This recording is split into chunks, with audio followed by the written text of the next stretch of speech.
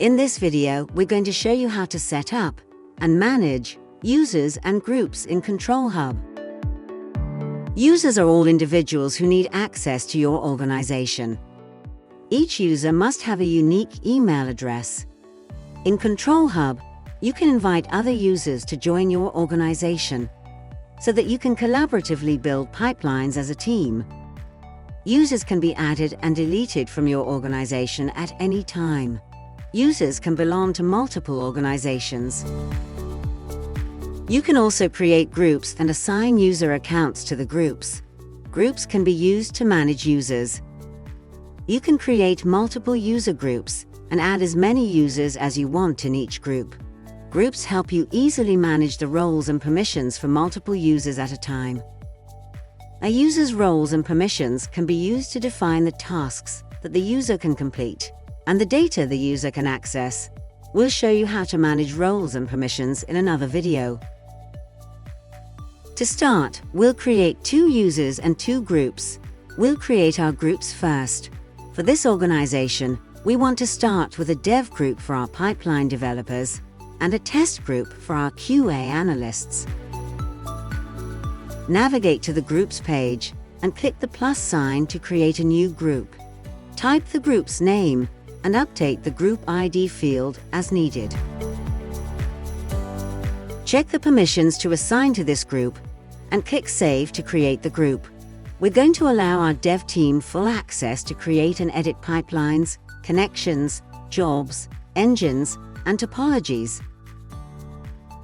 We're going to create our other group as well, but since this is a QA group, we will only grant user read and execute access, and not editing access.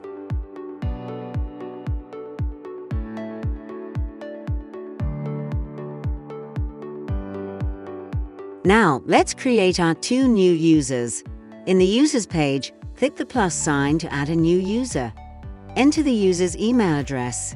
You can enter multiple email addresses to create multiple users with the same assignments. Next, we're to select the groups this user should belong to. We're going to add this user to the dev group. You can also select or unselect any individual permissions for this user. For now, we will select none. This removes all individual roles and permissions and applies only those assigned from the group. Now, let's create our second user in the same way, but assign this user to the other group.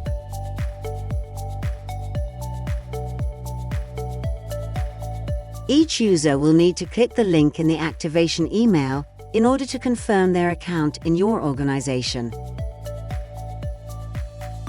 After doing this, your users will log in and select your organization. The roles and permissions assigned to the group are applied at login, so this user now has access to everything allowed by the QA group. Back in Control Hub, you can manage your users and groups after creating them. First, we'll look at managing users.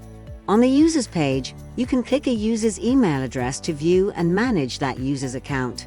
You can choose to promote the user to an administrator, update the user's roles, add or remove group assignments, and deactivate the user. Click Save to apply your changes. Deactivated users cannot access your organization. You can click Reactivate to restore the user's account access.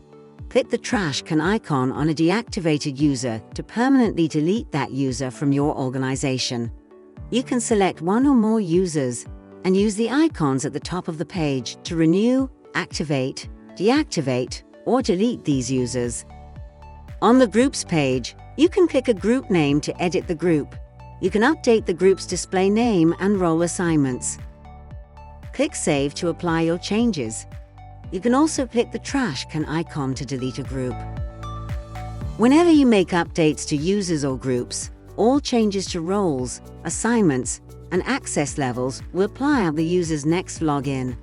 Also, be aware that the changes only apply within your organization.